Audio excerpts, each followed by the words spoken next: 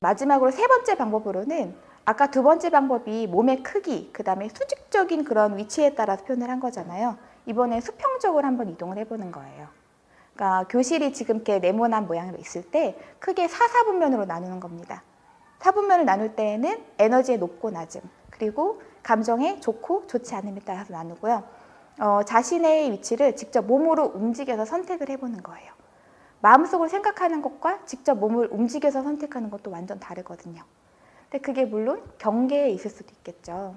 그래서 이렇게 영역을 나눠서 수평적으로 이동을 하거나 아니면 이걸 살짝 변형을 해서 한 줄로 교실 앞은 내 감정이 100점일 때 또는 뒤에는 0점일 때 해서 한 줄로 쭈루룩 서서 서로의 어떤 순위를 바라보면서 내가 누군가에게 도움을 주고 또 받을 수 있는지를 살펴보는 것도 좋은 방법입니다. 제가 왜 이렇게 감정을 몸으로 표현하는 거에 대해서 많이 고민도 하고 실천을 했는지 생각을 해보니까 우선 저학년 아이들하고는 감정 교류를 하고 싶은데 아이들은 그런 언어의 추상적인 이미지를 이해하는 게 너무 어려운 거예요. 그리고 고학년 아이들은 이해는 해요. 하지만 그런 거 표현하는 경험이 많지 않았기 때문에 선뜻 그렇게 말을 잘 할 수가 없더라고요. 그래서 이렇게 몸이라는 건 사실 감정하고 굉장히 밀접하게 연결되어 있기 때문에 몸을 통해서 표현을 하는 거면은 아이들한테 조금 더 쉬울 수 있겠다. 그리고 처음부터 막 몸을 움직이라고 하면 너무 부담스럽지만 처음엔 앉아서 손가락으로 표현을 하고 그 다음에 좀 재미있게 위에도 올라가 보고 그러다가 수평적 구조를 한번 서보면 아이들이 자신의 감정을 좀 더 세밀하게 느낄 수 있지 않을까라는 생각에서 이제 실천을 하게 됐고요. 아이들이 이제 몸으로 자신의 감정을 표현하고 느끼게 되면 그때부터는 이제 언어를 사용해서 표현을 합니다. 언어를 사용하는 것도 좀 추상적이에요. 애들 기분이 어떤가 해서 좋아요, 나빠요, 싫어요, 짜증나요 이렇게 얘기를 하거든요.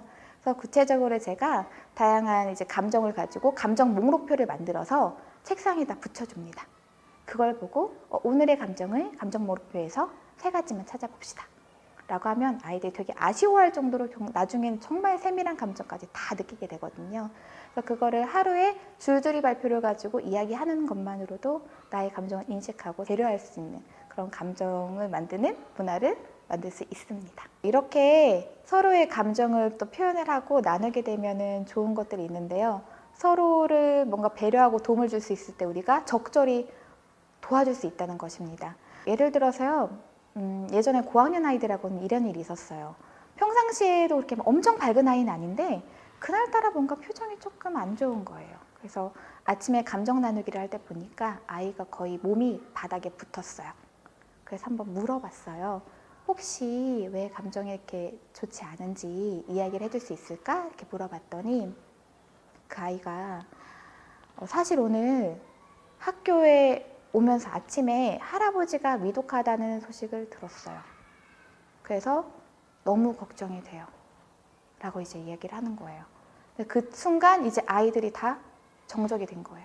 왜냐하면 그런 아픔을 겪어본 아이들도 있고 아니면 너무 소중한 가족인데 아프다는 걸 알면서도 이제 학교에 나와야만 하는 상황이 당연히 아이한테 너무 힘들 거라는 걸 다들 알았던 거죠. 그래서 그다음 이제 다른 친구들이 그걸 보면서 저도 이런 일이 있었어요. 이때 이런 감정이었어요. 라고 공감을 해주기도 하고 더 나아가서 그럼 우리가 이 친구를 위해서 뭘 도와줄 수 있을까에 대해서 함께 이야기를 해본 거예요. 물론 그 친구의 동의하에 이루어졌습니다.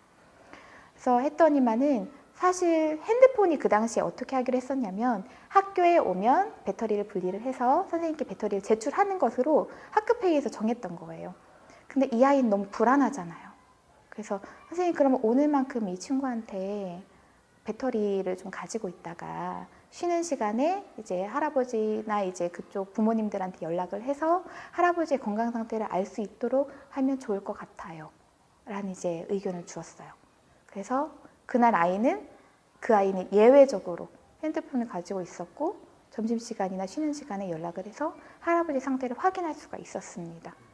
그래서 그 과정을 보면서 먼저 물어보지 않았다면 아이의 감정을 모르고 제가 도움을 못 줬을 테고 두 번째로는 서로의 감정을 느끼니까 아이들이 공감하는 그런 경험이 이제 만들어지고 세 번째로는 더 나아가서 함께 문제를 해결할 수 있는 어떤 해결책을 찾을 수 있다는 것이 정말 저는 너무 감동적이었거든요.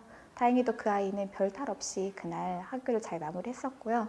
그걸 계기로 해서 아이들이 감정을 서로 나누고 문제를 함께 해결하는 경험들이 얼마나 소중한지를 더 느꼈던 경험이라고 저도 기억을 하고 있습니다.